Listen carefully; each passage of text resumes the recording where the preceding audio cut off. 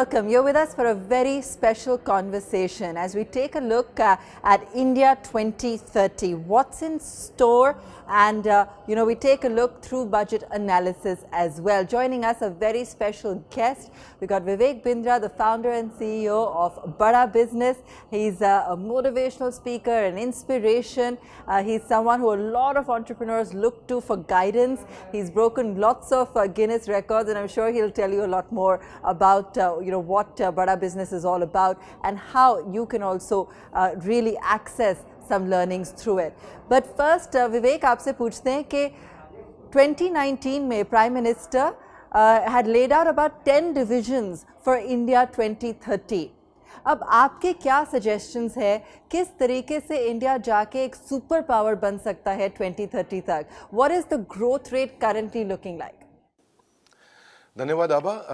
First of all आप as an identity आप एक इंग्लिश स्पीकर हैं और फिर भी आप हिंदी में प्रयास कर रहे हैं, उसके लिए धन्यवाद। Our channel is also Hindi channel. As an identity I am Hindi speaker, तो मैं प्रयास करूंगा कि उत्तर सारे आपको हिंदी में दूं। पहला मैं शुरू करता हूं कि यूएनडीपी के ना एक्चुअली 17 गोल्स हैं। ये महत्वपूर्ण 17 गोल्स हैं। उन 17 गोल्स जो कि भारत को सुपर पावर बनाने में मदद करेंगे, उसमें से 11 में इस समय हम काफ़ी पीछे चल रहे हैं।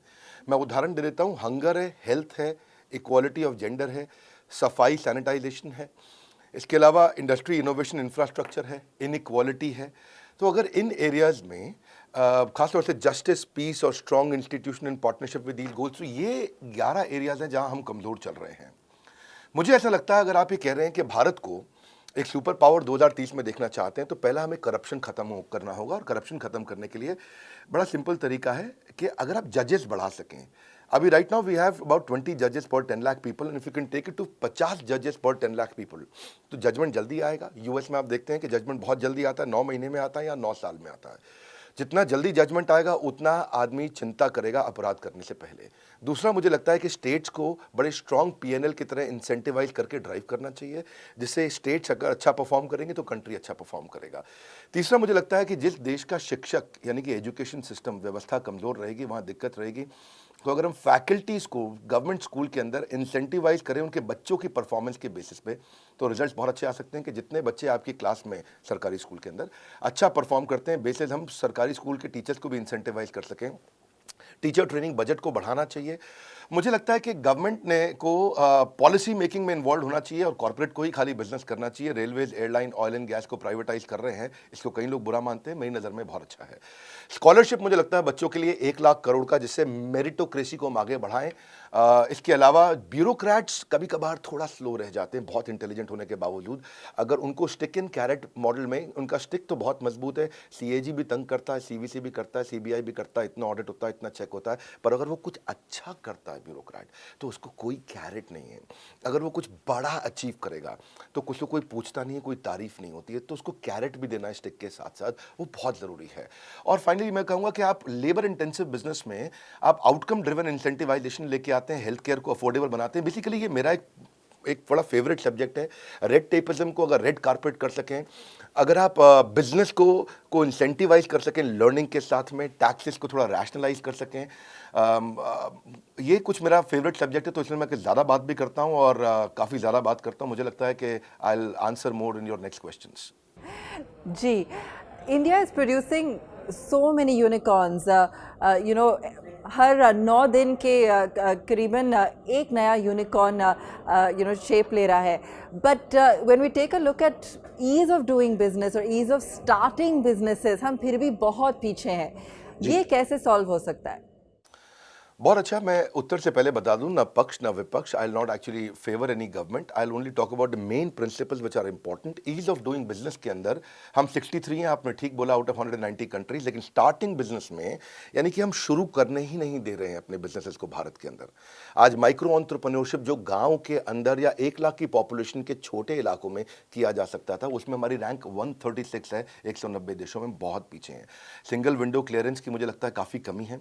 रेस्टोरेंट शुरू करने के लिए 45 डॉक्यूमेंट चाहिए आपको, लेकिन गन खरीदना बहुत आसान है हमारे देश में। गन के लिए आपको कम लाइसेंसेस चाहिए होते हैं। टैक्सेस भी इस समय लोग नहीं पे कर रहे हैं। 115 रैंक आ रही है 190 देशों के बीच में। और सबसे ज़्यादा बुरा जो मुझे हमेशा लगता है वो है एनफोर्सिंग कॉन्ट्रैक्ट, यानी कि ईमानदारी, यानी कि कॉन्ट्रैक्ट किया है तो उसको पूरा किया जाए, जो वचन दिया उसको निभाया जाए। उस मामले में प्राइवेट कंपनीज भी बहुत पीछे रह गई हैं। इंडिया जो है इसमें काफ़ी पीछे देखा जा रहा है। तो ये अगर आपको चाहिए कि हम स्टार्टअप्स को इम्प्रूव करें, तो पहले ये समझते हैं कि ये देखो, आदमी वहीं फोकस करता है जहां पे उसको लगता है कि रिजल्ट आएगा, और स्टार्टअप्स में रिजल्ट आ रहा है। ऑलरेडी बहुत अच्छा रिजल्ट आ रहा है। India is the third largest ecosystem. 60,000 हमारे देश में स्टार्टअप्स हो चुके हैं, और $42 बिलियन पिछले साल के मुकाबले, जो कि $11 बिलियन था, इस साल हमने $42 बिलियन हमने रेज किया है। नियरली 4 टाइम्स, 4 गुना ज़्यादा फंड रेज किया है। 46 यूनिकॉर्न नए ऐड हो गए हैं, यानी कि 90 यूनिकॉर्न है। हर 9 दिन में एक यूनिकॉर्न बन रहा है। पर जो टैक्स हॉलिडे सरकार ने दिया, मुझे लगता है वो कमज़ोर है। जो टैक्स हॉलिडे सरकार ने एक्सटेंड किया, मुझे लगता है कि क्योंकि जो स्टार्टअप है वो पहले तो लॉस में ही रहता है। आपने 3 साल का उसको टैक्स का बेनिफिट दिया, 3 साल बाद वो प्रॉफिट में आता है, टैक्स ले लेते हो। तो अगर उसको एक्सटेंड कर सकें, दुबई में टैक्स हॉलिडे 50 साल का है, एटलीस्ट इसको 5 साल एक्सटेंड किया जाना चाहिए था, उससे बेनिफिट होता। अब इन्वेस्टर स्टार्टअप में, उसको भी कुछ फायदा मिलना चाहिए। इन्वेस्टर अगर बॉम्बे स्टॉक एक्सचेंज में कहीं जाकर के वहां इन्वेस्ट कर रहा है, तो उसको लॉन्ग टर्म गेन पे यहाँ पे 10% का टैक्स है, और स्टार्टअप इकोसिस्टम में 20% है। मुझे लगता है इसको रैशनलाइज करना चाहिए। सिंगापुर में 0 कैपिटल गेन पे टैक्स है, इसीलिए सिंगापुर कई जगहों में बहुत अच्छा है हमसे। मुझे ऐसा लगता है इससे ज़्यादा इन्वेस्टर्स हम ला सकेंगे। इंक्यूबेटर एक्सेलरेटर, इसके लिए दिल्ली सरकार ने अभी कुछ काम करना शुरू किया, भारत सरकार ने किया, पर बहुत ज़रूरत है। 2400 एक्सेलरेटर्स इस समय चाइना के पास है, इंक्यूबेटर हैं, 1500 अमेरिका के पास है, भारत के पास केवल 300 है। तो यंग पॉपुलेशन है, इसके लिए काम करना चाहिए। हमारे को ज़्यादा इकोसिस्टम को मजबूत करना चाहिए, जिससे ये बेनिफिट मिल सकता है। और हमने भी इस पे काफी काम किया है। अब if you allow and if I may, I can add what we have done. हमने बड़ा बिजनेस का कम्युनिटी बना दिया है। आप देखते हैं कि फेसबुक है फ्रेंड्स फैमिली के लिए, इंस्टाग्राम है पिक्चर शेयर करने के लिए, यूट्यूब है, लिंक्डइन जॉब्स के लिए है, ट्विटर इस समय पॉलिटिकल सोशल ओपिनियन के लिए है, लेकिन एंटरप्रेन्योर्स के लिए कोई कम्युनिटी नहीं है। सिलिकॉन वैली से कम्युनिटीज इंडिया आई है, इस बार पहली बार भारत से कम्युनिटी पूरी दुनिया जा रही है। हमने एक फेसबुक, एक लिंक्डइन बना दिया है एंटरप्रेन्योर्स के लिए। हमारी बड़ा बिजनेस ऐप, जो नई ऐप हमने अभी लॉन्च किया है 1 महीना पहले, उसको लोग डाउनलोड कर रहे हैं।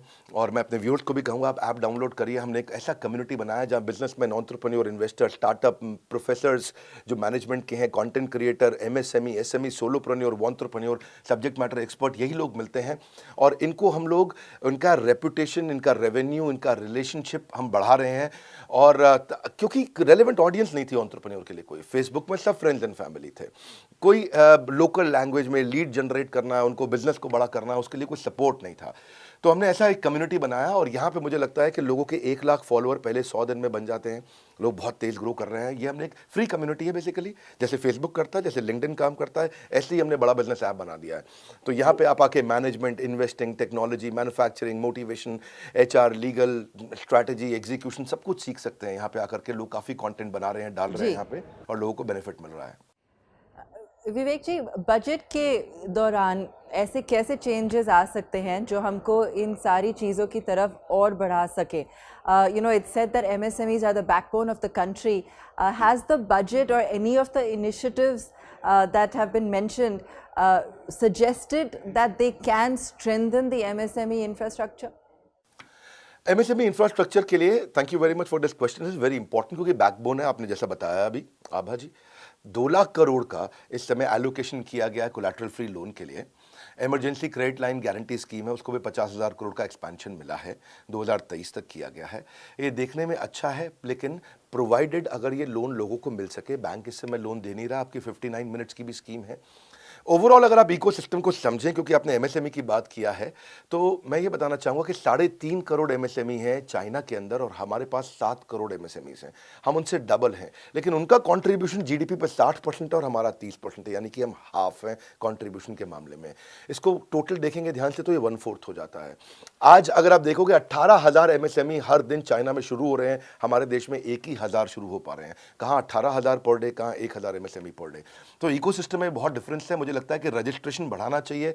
13 करोड़ हैं, 13 करोड़ में से 6.5 करोड़ रजिस्टर्ड हैं, बाकी रजिस्टर्ड नहीं, कच्चे में बिजनेस कर रहे हैं। साधारण भाषा में बोलूँ मैं, इनफॉर्मल मार्केट जिसको हम कहते हैं अंग्रेजी में। और इनफॉर्मल मार्केट में उस बेचारे को लोन भी जो है 24% 36% पे मिलता है। अगर सरकार रजिस्ट्रेशन कराए तो 7% 9% पे उसको लोन मिल जाएगा। गवर्नमेंट को जीएसटी भी मिलता है, टैक्सेस मिलते हैं। गवर्नमेंट कितना ग्रो करता है, मुझे लगता है स्कूल, खाली पड़ी बिल्डिंग्स को इस्तेमाल करना चाहिए local hub and spoke model में। एमएसएमई की अगर आप बात करते हैं तो मुझे लगता है कि कैपेसिटी डेवलपमेंट पे अगर एंटरप्रेन्योर्स के साथ काम करें और कंपलसरी कर दें एक एमएसएमई की एजुकेशन को और उसको पीएलआई दे दें उसके लिए। जैसे सर्व शिक्षा अभियान है, उसमें मिड डे मील एक इंसेंटिव है कि गरीब बच्चा आता है उसको मिड डे मील फ्री खाना मिलता है, वो पढ़ता है नगर निगम बाल माध्यमिक विद्यालय। ऐसे ही अगर एमएसएमई को भी अगर आपने एजुकेशन को इंसेंटिव कर दिया, वहां पर इंसेंटिवाइजेशन कर दिया, वो सीख गया तो वो टैक्स भी देगा, डिफॉल्ट भी नहीं करेगा, लोन सारे चुकाए जाएंगे और गवर्नमेंट के लिए ग्रोथ है। तीसरा, मैं इसमें 5 सुझाव दूंगा आपको। तीसरा सुझाव जो मुझे लगता है कि जो मैंने बताया, डिस्प्यूट रेजोल्यूशन। यहाँ पे बहुत सारे केसेस हो जाते हैं, लोग पैसा नहीं चुकाते हैं, लौटाते हैं। इसमें तो हम Pakistan, Nepal, Iraq, Zambia, Vietnam, Mexico, इनसे भी पीछे चल रहे हैं, 163वीं रैंक पे हैं। उसके लिए ऐसे एमएसएमई रिकवरी नहीं कर पा रहे। एमएसएमई समाधान योजना देश में हमारी सरकार ने लागू तो किया है, पर वो लगभग फेलियर के नज़दीक मैं उसको मानता हूँ। 1 लाख केस आता है तो उसमें 10,000 सेटल होता है, 90,000 सेटल नहीं हो पाता है, 30,000 तो रिव्यू में रह जाता है। तो किसी प्रकार से अगर हम लोग ऐसा कर सकें कि कुछ कॉर्पोरेट लॉ के अराउंड हम लोग और काम कर सकें और नंबर ऑफ जजेस अगर हम और बढ़ा सकें इस एरिया में, और वो किस चीज़ के लिए, मुझे लगता है कि ऑल्टरनेट डिस्प्यूट रेजोल्यूशन मैकेनिज्म आ जाए हमारे लीगल सिस्टम में तो काफ़ी बेनिफिट मिल जाएगा। और एक क्लस्टर डेवलपमेंट पे अगर आप ध्यान दें, क्लस्टर डेवलपमेंट पे इस साल काम भी हुआ है, बात भी किया गया है। क्योंकि देखिए, cluster one station one product जो इस बार निर्मला सीतारमण जी ने लॉन्च किया, मुझे उसके लिए काफ़ी खुशी है। मेरी एक्सपेक्टेशन भी इसमें कुछ पूरी हुई है। चाइना में 100 से ज़्यादा ऐसे स्पेसिफिक जोन है, फर्नीचर का शहर, कपड़ों का शहर, मोबाइल का शहर, बिजली का शहर, टॉयज़ का शहर, टाइल्स का शहर। भारत में इसकी बहुत ज़रूरत है और अगर ये हो जाए, एक ही जगह पर बिजनेस होगा तो लॉजिस्टिक्स का खर्चा बचेगा, फॉरेन करेंसी आएगा, बाहर से विदेश Yes, it'll lead to lots of benefits. आप स्टार्टअप गुरु का अवतार भी लेते हैं spot funding show horses table पे। ऐसे प्लेटफॉर्म कैसे चेंज कर सकते हैं बिजनेसेस का फ्यूचर? फंडिंग इज अ की प्रॉब्लम फेस्ड बाय स्टार्टअप, जैसे सबको पता ही है। हाँ, हमने एक हॉर्सेस टेबल एक प्रोग्राम लॉन्च किया है और वो हमारे चैनल पे और जीएनटी पे आता है, हॉर्सेस टेबल। उसके हमने 23 एपिसोड डाले हैं, आखिरी एपिसोड अभी खत्म हुआ है। फंड रेजिंग के लिए ये on the spot reality funding show हमने लॉन्च किया। 23 एपिसोड्स में हमने करोड़ों रुपए का फंड एक स्टार्टअप को दिया। I think that's a deal. That sounds Are great. you okay with 80 crores? ठीक है, we'll go ahead with that. 6 और 7 करोड़ की इन्वेस्टमेंट के साथ ये बन गई है इंडिया की सबसे बड़ी स्पॉट फंडिंग इन्वेस्टमेंट। सोचो आप, सिंपल भाषा में एक आम आदमी को ये लगता है कि मेरे को आइडिया देके पैसा मिल सकता है, कितनी बड़ी बात है। So we are creating that hope. हम लोग भांग से प्रोडक्ट्स बनाते हैं। We manufacture charcoal briquette. हमारे मास में एक एक्सियल फैन यूनिट है। हम लोग गधी के दूध से ब्यूटी प्रोडक्ट्स बनाते हैं। सुनील शेट्टी जो बॉलीवुड के एक्टर है, उनका production company TV today network और बड़ा बिजनेस, इन तीनों की पार्टनरशिप में हमने इसको लॉन्च किया। हॉर्सेस टेबल, जो जीता वही सिकंदर, भारत का सबसे बड़ा रियलिटी फंडिंग शो। यहाँ पे आपको मेंटर, कोच, एडवाइजर, पैसा, स्टार्टअप गुरु सब मिलते हैं। मेरा रोल एक स्टार्टअप गुरु का है इसमें। मैं आता हूँ एज ए स्टार्टअप गुरु, यहाँ पे आकर के आप क्राई नहीं करेंगे, दोबारा ट्राई करेंगे। आप स्ट्रांगली मेंटल होने की जगह जहाँ हो जाते हैं लोग, आप मेंटली स्ट्रांग हो जाएंगे।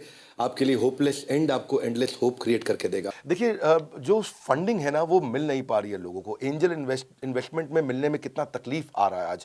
Lead angel, India angel, Mumbai angel, Chennai angel, बहुत कुछ है, लेकिन 2% लोगों को पैसा मिलता है। इसीलिए हमने इसको चालू किया और इसमें स्मार्ट कैपिटल मिल रहा है। बड़ा बिजनेस आकर के लाइफ टाइम मेंबरशिप देता है, ट्रेनिंग देता है, कोर्सेज देता है स्टार्टअप्स को। आज इन्वेस्टर्स आपके साथ इन्वेस्ट करें या नहीं करें, मैं आपको पर्सनल मेंटरिंग के लिए जरूर इन्वाइट करूंगा। हम आपको अपने प्लेटफॉर्म पे प्रमोट करेंगे ताकि आप अपने स्त्री प्लेटफॉर्म को आगे लेके जाएं और महिलाओं को और एम्पावर करें। मैं आपको हमारे 75 डिफरेंट प्रॉब्लम सॉल्विंग कोर्सेज हैं हमारे, आपको लाइफ टाइम मेंबरशिप के साथ वो अपनी तरफ से कॉम्प्लीमेंट्री ऑफर करना चाहूंगा।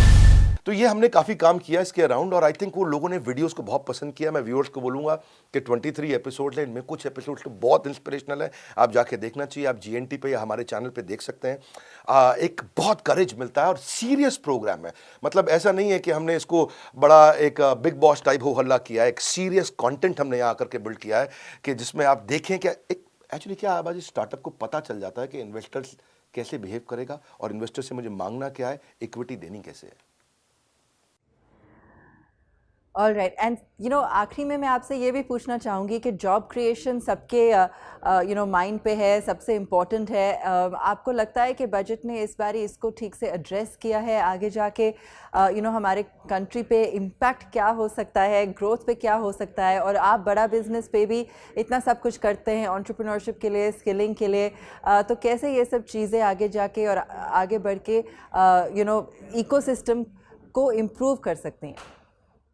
दो प्रश्न हैं आपके। एक, गवर्नमेंट ने क्या किया इस बार जॉब क्रिएशन के लिए, दूसरा बड़ा बिजनेस क्या करता है। पहले मैं गवर्नमेंट का बता देता हूं। गवर्नमेंट जॉब क्रिएशन के लिए अपस्किलिंग, रीस्किलिंग बहुत कर रहा है। 3000 करोड़ रुपए इन्वेस्ट करता है, लेकिन केवल 2% स्किल्ड लेबर है। इसका मतलब क्या हुआ? चाइना में 30% स्किल्ड है, इंडिया में 2% है। इसका अर्थ क्या हुआ? इसका अर्थ यह हुआ कि हमारे प्रोग्राम्स इफेक्टिव नहीं है। तभी आप देखते हैं कि टिम कुक आके पब्लिकली स्टेटमेंट देते हैं कि क्राफ्ट्समैनशिप और सोफिस्टिकेशन लेबर की मुझे चाइना में मिलती है, इसलिए मैं चाइना में ही काम करना चाहता हूँ, वहाँ फैक्ट्री लगाना चाहता हूँ। तो यहाँ पे जो है ना, इफेक्टिव नहीं है हमारा प्रोग्राम। इफेक्टिव अगर उसे करना है तो आपको रिफॉर्म लेके आना है, पैच वर्क नहीं। और रिफॉर्म के लिए आपको ईज ऑफ डूइंग बिजनेस पे काम करना चाहिए। ईज ऑफ डूइंग बिजनेस के लिए मैं अगर क्विक आपको 7-8 आइडियाज दे सकूं, पहला, रजिस्ट्रेशन को तेज करना चाहिए। दूसरा, बिना बात के रेगुलेशन से उनको हटाना चाहिए। तीसरा, जैसे आधार है ऐसे ही बिजनेस का यूनिक एंटरप्राइज नंबर होना चाहिए। अगर बिजनेस का यूनिक एंटरप्राइज नंबर होगा तो ये नहीं कि अभी जीएसटी लेके आओ, अभी पैन नंबर, अभी ये नंबर, अभी वो नंबर, अभी ऐसा नंबर, एक नंबर सारा काम हो जाए। अब मैं इसके बाद बोलूंगा कि कमर्शियल कोर्ट ले आएं। कमर्शियल कोर्ट्स आ जाते हैं तो डिस्प्यूट फटाफट खत्म होते हैं, ज़्यादा बढ़ने चाहिए। कंप्लायंस से सारे के सारे विंडोज़ पे अलग अलग ना जाना पड़े, डिजिटलाइज हो जाए। अब अगर इंस्पेक्टर राज हुआ करता था पहले, हाँ, उसमें क्या है, आपको अगर इंस्पेक्शन भी करना है तो वो भी डिजिटल हो जाए। ऐसा नहीं कि हमारे ऑफिस को इंस्पेक्शन करने आ रहा है। सिंगल विंडो हो जाए कि एक ही जगह जाकर के मेरा बिजनेस चालू हो जाए। ऐसा नहीं कि मुझे 50 जगह जाना पड़े। लोन्स एंड ग्रांट इजी मिल जाए, अपने आप बिजनेस बड़ा होगा। और आपने पूछा हमारा क्या रोल है। देखिए, हम एक प्लेटफॉर्म है जो एंटरप्रेन्योरशिप सिखाते हैं, और इसीलिए हम इसी तरीके के शोज़ भी लेके आए, जो मैंने आपको बताया कि हॉर्सेस टेबल, जहाँ फंडिंग मिल रहा है। आज हमारे 100 से ज़्यादा कोर्सेज हैं। आज हमारे 80 बिलियनियर प्रोफेसर्स हैं और 500 सब्जेक्ट मैटर एक्सपर्ट्स मिलकर के पढ़ा रहे हैं, सिखा रहे हैं। 32 मिलियन का सब्सक्राइबर बेस है। सो आज 125 ऑफिस में, लगभग हर शहर में ऑफिस है, छोटे शहर में भी, टियर 2 में, टियर 3 में, टियर 4 में, जिस भी शहर का आप नाम जानते हैं, लगभग हमारा वहाँ ऑफिस है आज। और 9 वर्ल्ड रिकॉर्ड्स हमने अभी बनाए, जहाँ पे हज़ारों लाखों करोड़ों लोग आकर के इसका पूरा लाभ उठाते हैं। तो बड़ा बिजनेस अपना काम कर रहा है, लेकिन सरकार से हम और पुश करना चाहेंगे कि इस पर काम किया जाना चाहिए और इसको और बड़ा करना चाहिए। धन्यवाद। Thank you so much, Vivek ji. Thank you so much. Great chatting with you today. Thank you Abha, बहुत बहुत धन्यवाद। Thank you very much.